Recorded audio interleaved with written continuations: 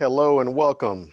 Today we have a very special guest, April Chapman, and we're going to talk about natural health, COVID-19, and what they don't want you to know. How you doing today, April? Hey, Brian, thank you so much for having me. This is becoming fun. Yes, I agree. So for those that don't know you and didn't get a chance to look at your first video, can you give a little bit about your background and who you are? Sure. So my name's April Chapman, and I'm a wife and mom. I have four beautiful children. I'm also an entrepreneur.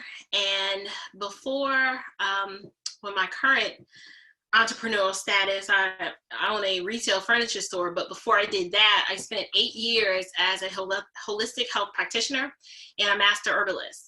So I've got an extensive background in holistic health and using herbs and plants for medicinal reasons.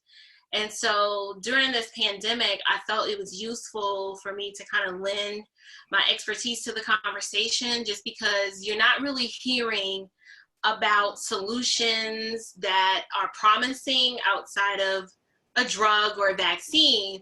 And there's a segment of our population that at this point, based on what they're seeing, they don't really have a lot of confidence and they don't really trust not only a lot of the information that's coming down, but some of the solutions they're offering. People, are not very comfortable with a drug. So there is a segment that is looking for a drug and that's what they want. But there is a segment of our population there's some distrust there.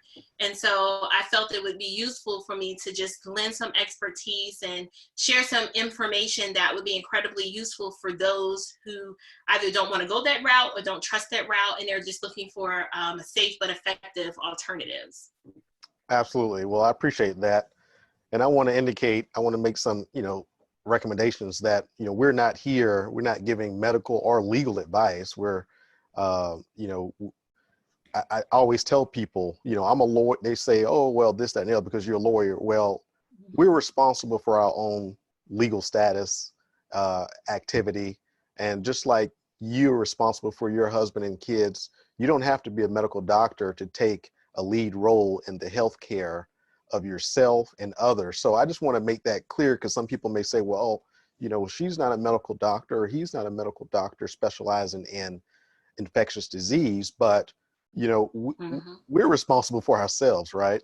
Just like we're responsible for governing and policing our own house, we're responsible for our own bodies. So, formal training or licensing doesn't restrict us for being responsible and learning how to be responsible for our bodies and our life. I just wanted to put it out there.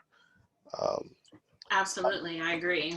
So listen, I want to get into some of the natural health remedies, things that you do just to remain healthy in general. But I just want to set the standard or the conversation off where when COVID-19 or coronavirus, before it was COVID-19, came about, at first we heard about, oh, we don't need to worry about it. Then it became, well, it's here, we need to worry about it.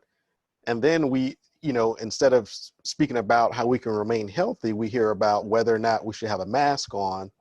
And then we hear about whether, how we should wash our hands. I mean, have you heard anything to date in the national media on how we can prepare our bodies so that if we are affected by this disease, how we can be in a better position to survive it?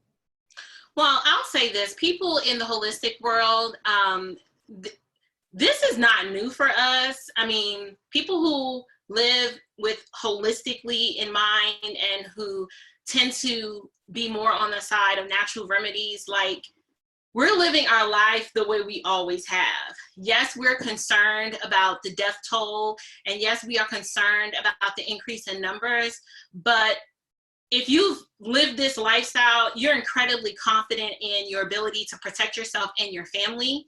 And so while it's an underground movement, there is a large percentage of us out here, and we are just, the information that we have and that we know, it's pretty much business as usual for us, or we're kind of just doing or upticking what we've already done in the past, just up a notch, just because there is this microbe floating around that is viral in nature that has a propensity to get any of us sick. So I'll say, like, for me and my family, for example, while there is a statewide shelter in place order, we're not living in fear. Like, we're not hunkering down and afraid to go out. We're just arming ourselves with the proper information, and we're being vigilant and taking precautions. So washing your hands should be something that you should just always do in general. That's not new. That's not, cutting edge. That's just being careful. Bacteria live on our fingertips. Like right now, I'm sure I have Staphylococcus bacteria on my hands. It's just our bodies are designed to be able to handle a certain level of bacterial load, right? So washing your hands, that's not new. That's something we've always done. When I go out, do I wear a mask? I don't, but if it makes people feel more comfortable, I might. Okay, so let me just say this. I don't look at these diseases that's something it's external, that yes, it's something external that can happen to me, but I'm very aware of things that I can readily do to protect myself if in the event I encounter something viral or something bacterial or something parasitic or something fungal in nature. Like I'm armed with the proper information to make the right decision. So if someone wants to wear a mask because it increases their level of confidence when they're out, I am all for that. If that's what you want to do, that's great. I think on some level it's useful, because if people are speaking, like right now I'm speaking and I speak very forcefully, and so there's probably spit coming out of my mouth.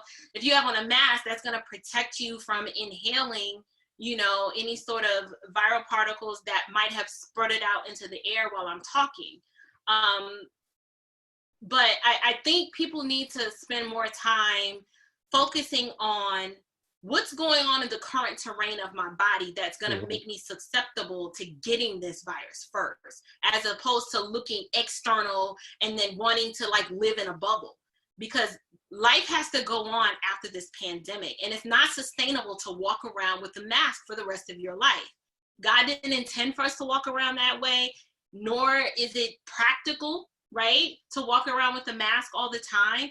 I'd rather us shift the conversation to, let's look at our health in general and then make some lifestyle and diet changes. And then there are practical things that we can do to kind of protect ourselves, so that if we're out and we happen to walk into this cloud of viral particle, that our body knows what to do, because we've been giving it what it needs to thrive, if that makes sense.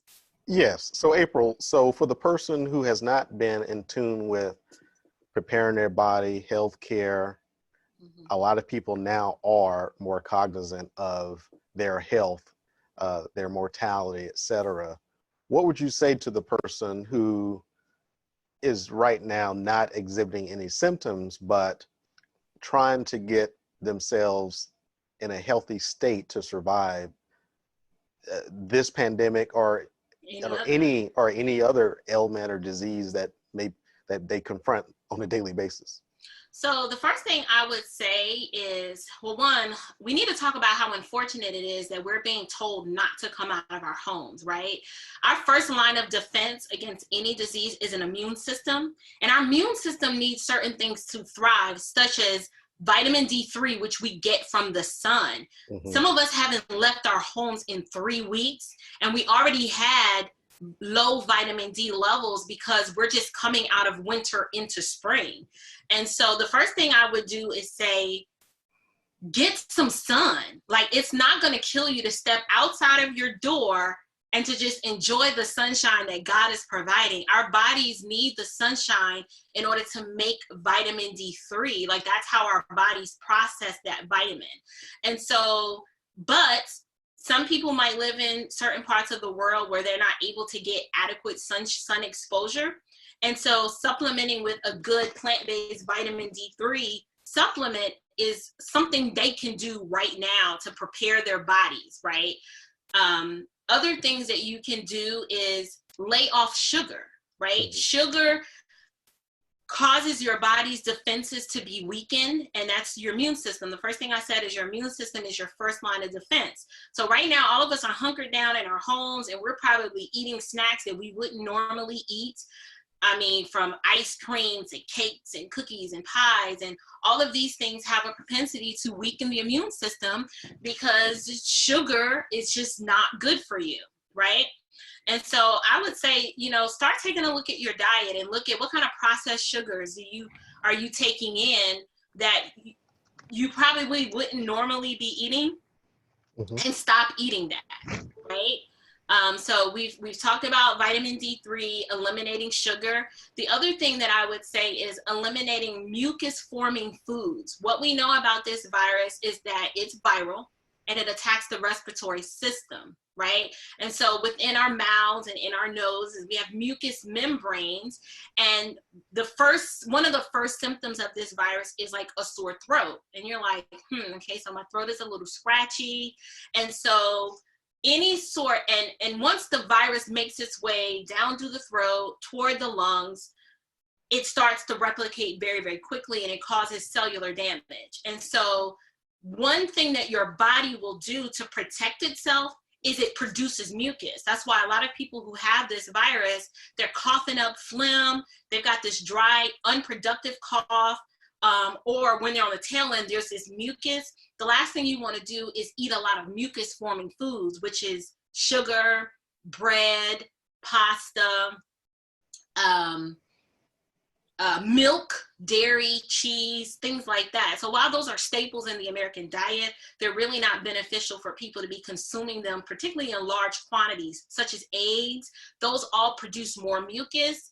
And that's the last thing you need right now is mucus, because with this virus, the mucus that's produced, it starts to harden and it starts to block the airways. And when your airways are blocked, your lungs are not getting enough oxygen, and then the rest of your bodily systems, such as the heart, the kidneys, the liver, they're not getting oxygen either. And so laying off of those mucus-forming foods is something you can do like right now. That's not something you need to wait for a prescription for. You can say, all right, I'm not going to eat this. And instead, I would say, boosting your fruit and vegetable intake. Like, you want to alkalize your body with green leafy vegetables and fruits that are high in antioxidants, such as berries, strawberries, blueberries, blackberries, raspberries. All of those dark berries are high in antioxidants, and antioxidants are something that you need right now, because remember, this virus causes oxidative damage to the lungs. And so antioxidants do the opposite. They protect your body from free radical damage, and antioxidants also build your immune system. Your first line of defense against this virus, unfortunately, I hate to break the news to people, it's not a vaccine and it's not a drug. Your first line of defense is an immune system, the way God designed it for it to function, which means it's not overburdened with toxicity, but it's able to do what it's designed to do, which is thrive and attack unknown invaders of known or unknown origin. Okay.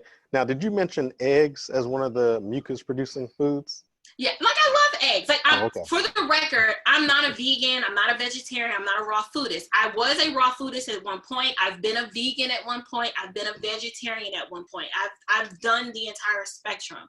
Right now, our family is just focused on eating whole foods in their whole food form, whether it's plant-based or animal-based. But we recognize that plants are critical to a healthy diet and lifestyle. So yes, we eat meat, because I know people are going to ask, well, what do you eat every day? Or what do your kids eat? Yes, we do eat meat, but we're careful about where our meat comes from. Like, what did that animal eat? Because whatever that animal ate is going to impact my body. But yes, eggs are mucus-forming foods. And so I probably wouldn't eat eggs right now if I'm dealing with corona, or if you're trying to build up your immune system and have your body, everybody's body has a pH. You want your body to be like 7.8. You don't want it too alkaline, but you don't want it too acidic. Eggs are more of an acidic food. And so I would probably, if you're trying to get this way, eggs are this way. So is milk. cheese, butter.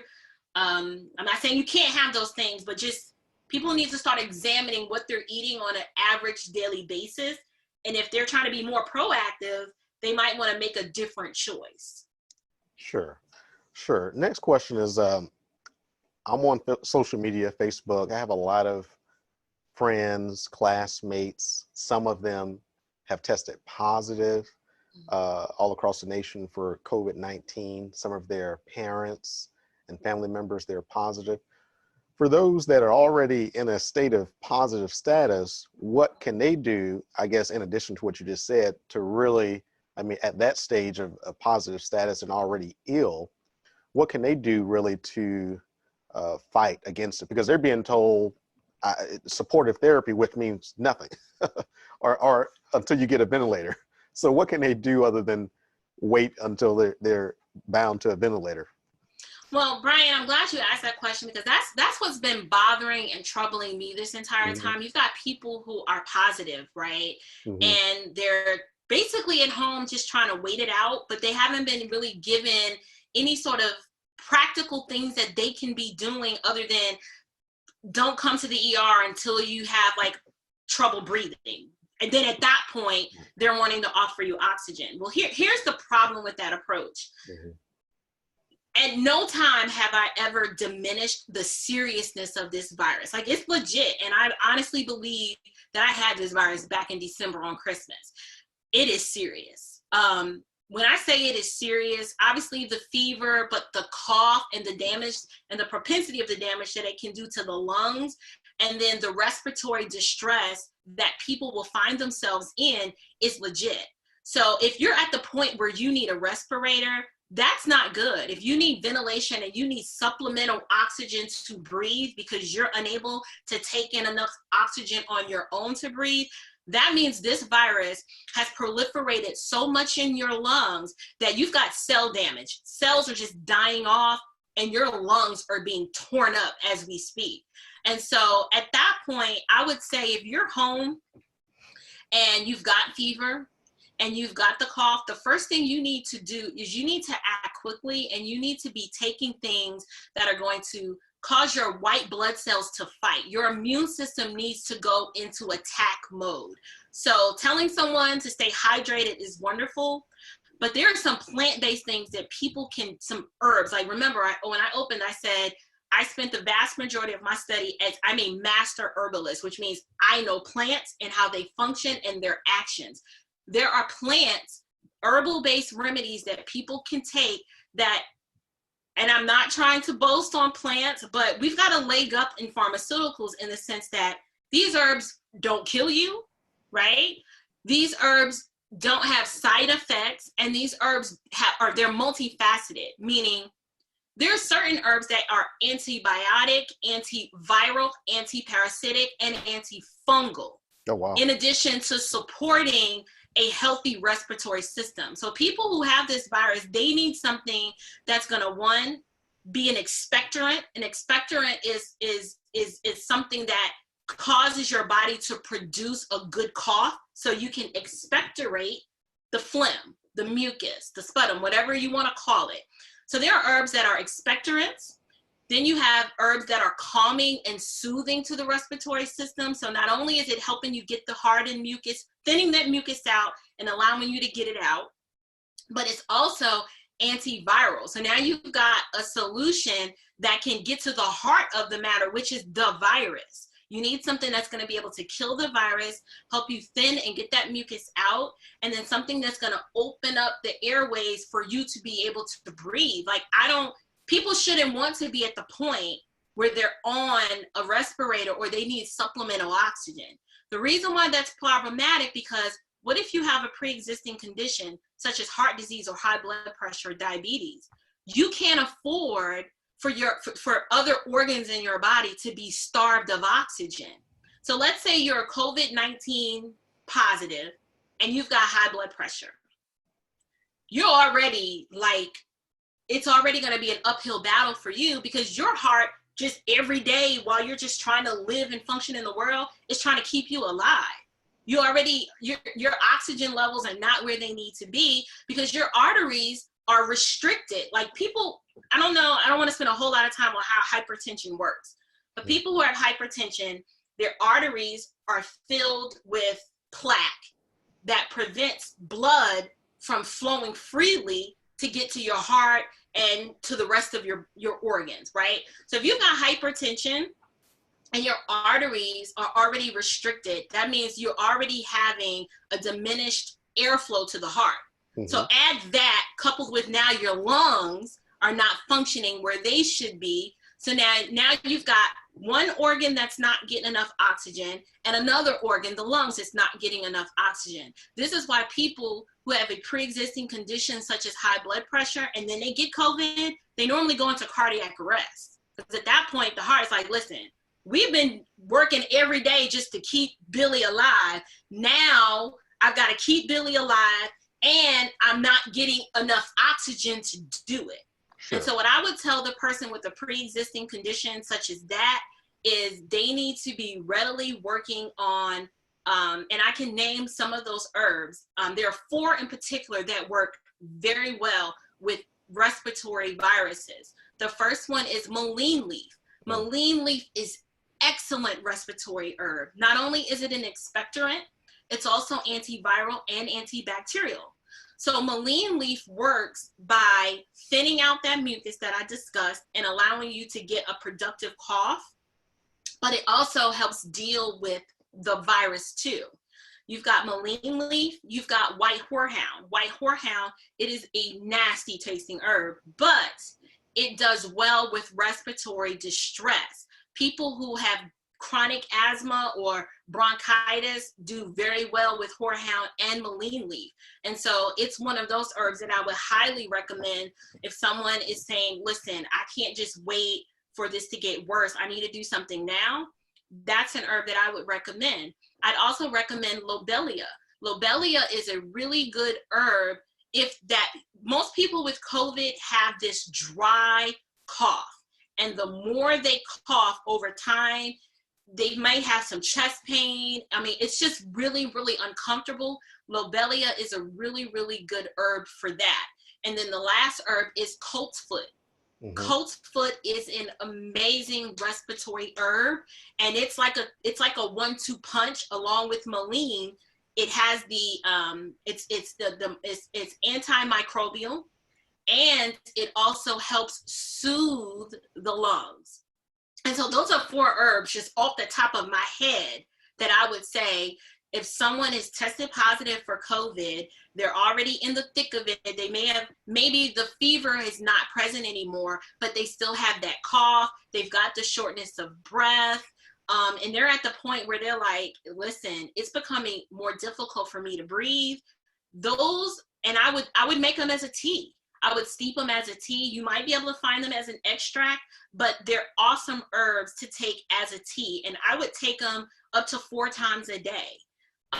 So that would be my initial herbal suggestion for someone who's already tested positive.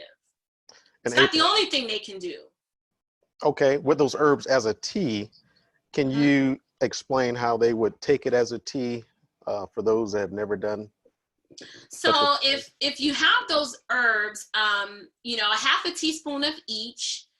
And what you want to do is you want to make like an infusion where you take those herbs. I mean, they're tools you can get, like a tea ball. But let's say you like, listen, I found these herbs. How do I make a tea out of this? Literally, you're just putting the herbs in hot water, boiling water, letting it steep for 3 to 5 minutes, strain it, and then you just drink it. If you want to, sweeten it with some raw honey, that's fine. Everyone in my house, we're herbal gangsters. Like, we don't need sweeteners. If we're taking an herb for medicinal reasons, we're just going to take it and we'll worry about the taste later. Why? Because health is more important than our creature comforts and how something tastes. But I would tell people, if they're not used to drinking herbal teas, you can sweeten it, not with table sugar, but raw honey would be good to sweeten it with. I wouldn't recommend putting lemon in it, just because those 4 herbs together, particularly the white horehound, it is very bitter tasting. It is. I am not gonna lie to your audience. It is disgusting. but it gets the job done, particularly producing a really good productive cough. It's good for that. Okay, well, that's awesome. I wanted to get on to some demographics. You spoke about some comorbidities, but if you recall in the beginning, people, let's just say they were saying Black people can't get it. Now they're saying Black people are at high risk of death. I think in Illinois, they're saying 70% of the COVID-19 deaths are Black people. And I think their percentage of the population there may be, I may Like be wrong. 30%? Is it like 30? Yeah, something like that. Something like that, But yeah. it's way lower than the percentage of the deaths. How would from your experience, and what's your opinion on how that can be attributed, to race, as they're attributed to race? Well, the first thing I would say, all right, so to address the first assertion that was made that Black people can't get it. That's funny, but in response to that, I would say, a virus is no respecter of person, right? So like if you and I are standing in a room and then we have like one of my white girlfriends next to me and someone else comes up with a virus, the virus is not going to skip over us and just jump on her. It just doesn't work that way. So while I don't know, maybe Black people were being hopeful and just saying it doesn't affect us, but that doesn't even, scientifically, that doesn't make sense, right? And then just socially, that doesn't make sense. Plain and simple. I don't really know what to say to that. But now we're on the other side where they're like, well, wait a minute. Now this virus is disproportionately affecting Black people. What's going on with that? Well, there are a couple of reasons for that. I don't want to speak as if I'm some sort of, actuary where all I do is look at numbers and study statistics. But, as a health coach, I would say that if we look at the rates of heart disease, high blood pressure, diabetes, those diet and lifestyle diseases, they do disproportionately impact Black people more. And notice how I call those diet and lifestyle diseases. The reason why I call them that, because, and I've heard people say, oh, well, the reason why I have high blood pressure is because, it runs in my family. Well, I'm here to tell you that is not quite, well, before I say that, Brian, you know how you're always saying that words have meaning and that people really need to understand the meaning of words? I'm not saying that physicians are selectively lying to people when, they say, well, if you have a family history of hypertension, then you're more likely to have it too. They're only giving you part of the story. The reason why people and families, if mom and dad were hypertensive, why you're more likely to be hypertensive is not because you're just born with bad arteries and you've got high blood pressure. People in families tend to eat the same way. Sure. We learn our diet and lifestyle choices on how we grew up. So if me, ma, and them ate ham hocks, pig feet, mac and cheese, collard greens, sweet potato yams all the time, and very little fruits, vegetables, nuts, seeds, and sprouts, and then if you grow up and you cook that way and feed that to your children, then quite naturally, yes, at a certain point, you will probably be hypertensive too. Studies show, and people can look this up, that even if two parents have high blood pressure, when their offspring grow up and make different diet and lifestyle choices, they don't succumb to those same diet and lifestyle diseases. It just doesn't happen, right? So like if my mom and dad ate bad, and then at 21, I decide, you know what? I'm going to watch what I eat, and not saying become a vegan, but I'm going to just eat a more balanced diet. I'm not going to follow the same standard American diet that my family ate. You could live your life for the rest of your life, and I guarantee you will not have high blood pressure. That's just how it works. So when doctors say, oh, well, it runs in the family, well, yeah, because people who eat in the same family, we all tend to eat and live in the same way. That's a societal, that's a cultural thing. So to address, now that I've gotten that out the way, I know I'm long-winded, to address your question, well, why are Black people succumbing to this more? I mean, I have a theory, and I would say, well, if more of us are dealing with, I call it's the metabolic syndrome, high blood pressure, diabetes, and high cholesterol, then yeah, if you get COVID-19, you're at a higher risk to succumb from that disease, because I already explained to you, your heart, your pancreas, your arteries, they are already at sub-zero. Mm-hmm. Just every day that you live, when you have high blood pressure, your heart is working extra hard just to keep you alive. And the plaque that's in those arteries are there because when you have a diet high in sodium, white table salt causes nicks in the walls of the arteries. And the plaque, the cholesterol that grows, it patches up those holes to keep you alive. But at the same time, your arteries are now restricted. And so now you've got less passageway for the blood to get through, and now your heart has to pump harder to keep you alive. So if your heart's doing all of that just every day, mm-hmm. you get a virus like COVID-19, which is respiratory, where your lungs need to fight, and you're not doing anything, you're probably gonna not make it. I mean, that's just the reality. Same thing with diabetes. Your pancreas and your liver. People who have diabetes, type 2, not type 1, their liver is fatty and their pancreas is not working like it should. Those organs, the liver and the pancreas, it needs oxygen. You got a respiratory illness and it's gotten so bad that now you can't breathe and you're not able to get enough oxygen. When you inhale, right? You inhale oxygen, you exhale carbon dioxide. When you don't get that, your organs eventually will. This is why you have people say, oh, well, they're in the hospital and their organs are shutting down. That's why that's happening. Mm-hmm. Does that make sense? Yes. Was that clear?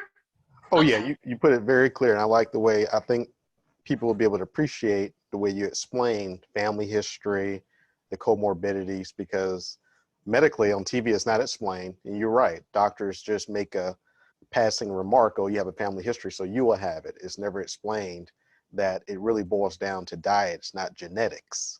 It's not diet and lifestyle. I'll say diet and lifestyle because they kind of go hand in hand.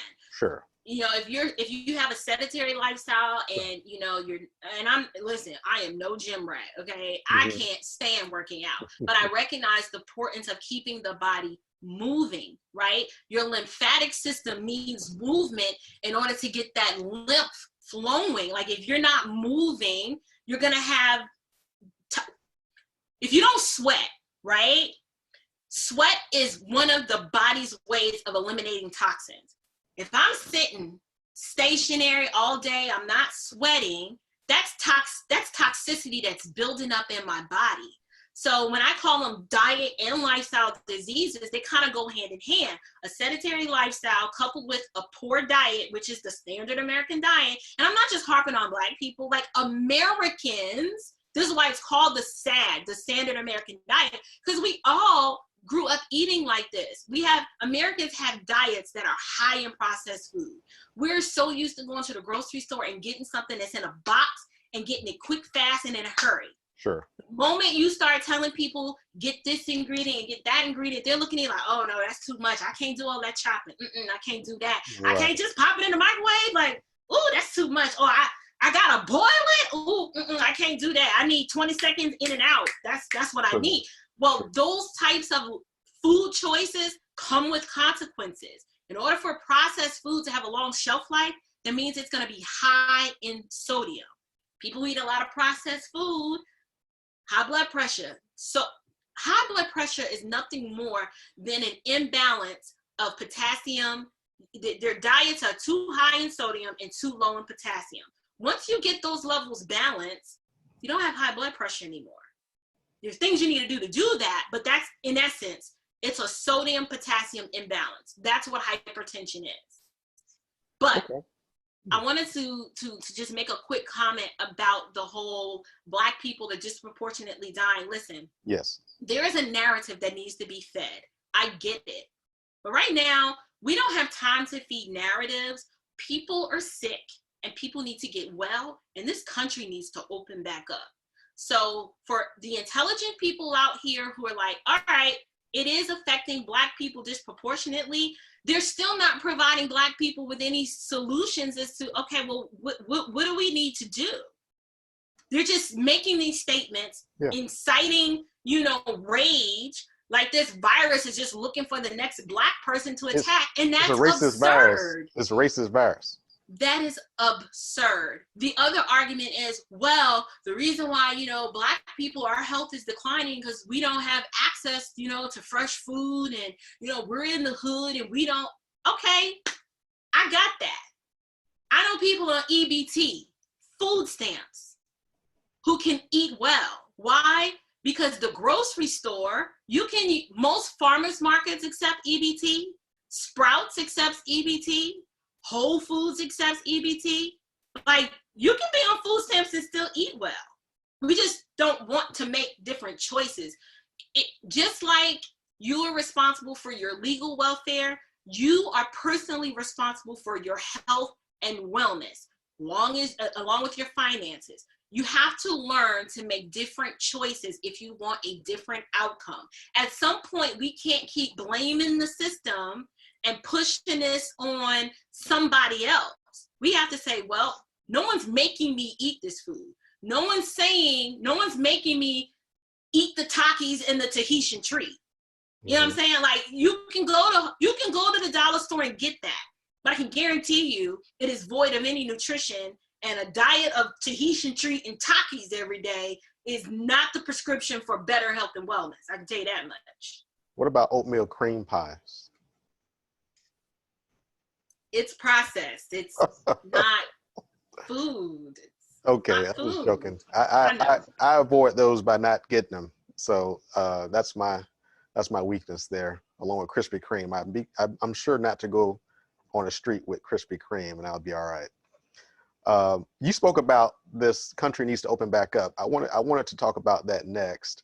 I'm very opinionated on that, and I'll just give you that premise first. My bias. I was speaking to my Uncle George. He's in South Georgia, and comparing some of the shelter-in-place orders. We had one in Atlanta, and I understand there was one very restrictive one in Conyers, Georgia, where your business is located. And I was talking to my Uncle George, who's in South Georgia. He built a big chicken coop, and I was like, Uncle, how many chicken do you have? He said, I have 13. Well, I was like, well, what if you had a shelter in place for those 13? Because out there in the yard where they can graze is a bad disease for them. But you had a shelter in place for all of your chicken, but 6 of them were essential chickens, and they can go out and cluck around the yard. How does that affect the chickens, the other 7 chickens in your coop? What are these shelters in place doing when you're allowing half of the people to go out? Where are they coming back to? And what are they coming back home with? How is that ever going to work? With that model, when is it ever going to end? Or what is it stopping? Is it slowing down the train? But you're still tied to the rail, the track. Yeah, you have people that are like, oh, well, the shelter in place is in place because we have to flatten the curve, right? Okay, flatten. All right, okay. I get that. Flatten the curve. I'm very disappointed in our epidemiologists, people who study diseases. They know darn well, right? The way disease works, like when it occurs in the wild, like we deal with the flu, it's seasonal, right? So there's certain factors that impact that. Like when it gets warmer, you don't see it. I'm gonna say this. People can take this for whatever it's worth, but what we're seeing right now in this country, our response to this is nothing more than our modern medical establishment. They got to save face, right? Okay, so I'm a herbalist. I do plants. Mm-hmm. You can't patent plants. Sure. You can't. You can patent drugs, but you can't patent plants. Our entire modern medical establishment is run off of the idea that we have to have a pharmaceutical pill for every ill because that vaccine, or patented vaccine, or right. or can't come some up with a sort natural of remedy. Something no, we that's can't do that. We something can't that's do that. structured and profitable. We have to, in order to keep the machine running, money, right? It's all this is a lot of this has to do with money. Pharmaceuticals need a drug and a vaccine because that is patentable. They can market it, they can sell it, and they can make a lot of profit. You can't do that with plants, right? So the whole concept of shutting this country down and have people sheltering in place, it's really nothing more than us responding to the paradigm that we've created in this country, which is drugs, right? Drugs and surgery.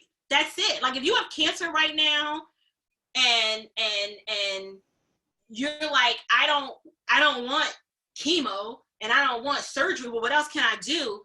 Your doctor's going to be like, well, I can't advise you on nothing else because that's Hospice. all I'm licensed to do. Hospice. They'll just say hospice, right? They won't even... like those are the only options. They can't tell you how to change your life, they can't tell you what you can do to change the terrain in your body that made you susceptible to cancer. All they can tell you is what they can do to you because that makes money. Same thing with this virus. You know why you have Cuomo on TV knocking vitamin D and vitamin C? Because it ain't profitable. Like they're calling plants and herbs quackery right now. And they've always done that. And I'm okay with that, right?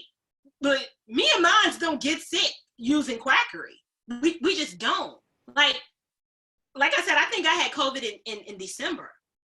It ravaged through our church. Most people were out. They were down for like 2 weeks. I kicked COVID in 48 hours. Because the moment I was like, all right, I'm fading fast. I was like, I think I'm sick. Like, I was like, something is wrong. I hadn't been that sick in a long time. But I did what I always do.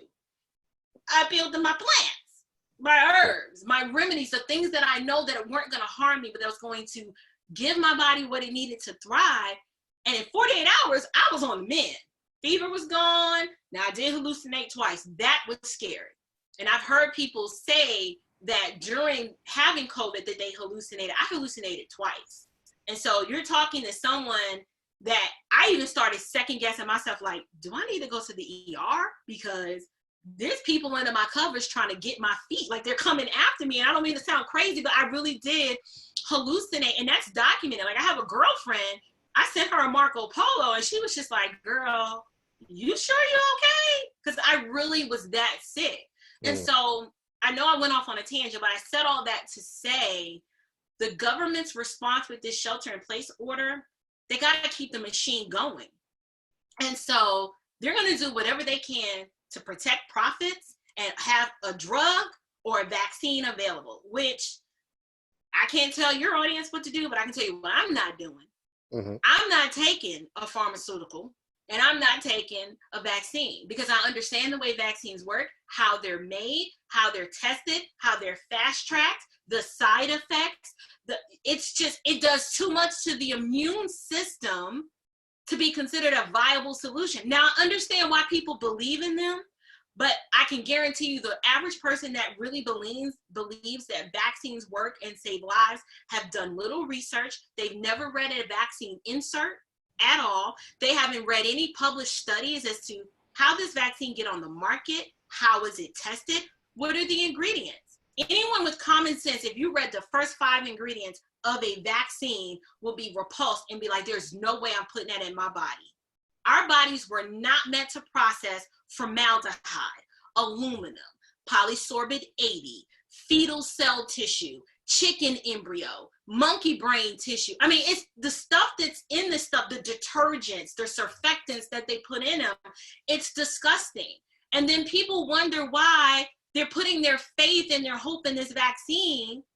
And then 5 years from now, they've got an autoimmune disease, or shoot, not even 12 months from there, they're like, I've got this autoimmune disease. I don't know what's wrong with me.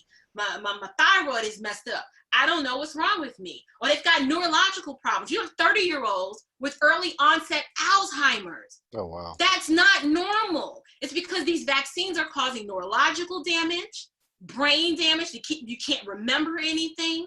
They're causing tremors, epilepsy. You're people who are like, I was not an epileptic until I got a flu shot. Now all of a sudden I have these seizures and I don't know why. And they never think back that it could be linked and that it's proven that it can cause these types of side effects. Now, wherever you stand on the vaccine spectrum, that is your personal right. You are an American, you have every right. You should have medical freedom to be able to choose for yourself what you want to be done or put into your body. I am just telling you my opinion based on the research that is readily available. This stuff is not like hidden underground. I've heard the saying said, if you want to fool somebody, put some information in a book. Like, we gotta pick up a book, read a medical journal. Like, when this vaccine gets fast tracked, I guarantee you people are not gonna read like, okay, were there any double-blind studies that were done? What placebo did they use to get this vaccine on the market? Like, it should trouble you. You shouldn't be so quick to just take it. Because I can guarantee you, I'm not a conspiracy theorist, but I do deal with facts. And I've seen the damage that these drugs do. There are people that, after taking drugs for a certain amount of years, they've got neuropathy. Some people are colorblind from certain drugs. Like, if that's a trade-off for you and you're okay with that, hey, you can have at it. I need to see colors, okay? Like, I don't want to lose my sense of taste or smell because I've been taking this drug for like 5 years and all of a sudden my sense of taste is gone. So yeah, that happens. Well, there's so much more I want to talk to you about, but we respect your time. We know you have a family to get back to. It's my understanding that you are putting together a package of resources that people can get and understand the different things they could do plant-based for their body, etc., and even possibly contact you later with questions, and you'll provide that, and I'll put that in the description when it's available. But I really thank you, and please, I hope I can have you back again to talk about COVID-19 and some other things, because you have a wealth of knowledge in entrepreneurship, politics, and things like that. We need to really, it's not just about COVID-19. So, there's a lot more we have to talk about. Our life does not revolve around that. So I don't want to marginalize you to just COVID-19 and plants. I want, when I think holistic, I think whole. So Right. hopefully you can come back and we can talk more about other topics. What do you say? Like I said, there are things people can do to protect themselves now, and then their first line of defense, things that they can do once they start presenting symptoms. The 4 herbs that I mentioned, they work great, but they're not the only things that you can do. Like vitamin C in high dosage works great. Don't let the propaganda from Mario Cuomo have you second guessing vitamin C. Because I when he said that, I was mortified that he said that. Vitamin C, colloidal silver, oil of oregano, olive leaf extract. There's so many, echinacea, garlic, ginger. There's so many activating herbs and things that you can take that, you don't need a prescription for, because they're not drugs, right? They're not regulated by the FDA, which is a good thing. Yeah. Like, I don't want my drugs regulated. I want to be able to have access to the things that I know are going to be good for me and build up my body's immune system so that it can fight. Our bodies are incredibly intelligent. Why? Because they have an intelligent designer. As you know, maybe some of your audience might know, I'm a Christian, right? So I have a biblical worldview. So I don't believe that I'm just random stardust orbiting around in this purposeless, senseless world. Like, I was created with a purpose, and I have an intelligent designer that designed my body to function even in spite of being in a fallen world. So yes, our world is fallen. We have sin. Sickness and disease is a result of the fall. But I serve an incredibly gracious God who did not leave us without hope. Those of us who are believers, we have an eternal hope, right? But while we're here on this earth, He's provided so many wonderful resources at our disposal that we can use to when we're sick, things that we can use to get better. And then at the end of the day, we just need to trust in God's sovereignty. Like, nothing happens. This virus didn't catch God by surprise, and He is not sitting up there twiddling his thumbs trying to figure out, whoa, wow, well, what are we going to do? Like, this information is here for those who want it. And then for those that don't, that's okay. Like, they can readily reject it and move on and hunker down in their homes until the government tells them they can come down. But I got a business to run, a life to live, a family to raise, and all for the glory of God. And while I understand the importance of the social distancing, I believe at this point it has gotten out of hand because it's not practical, sustainable, nor does it make any sense.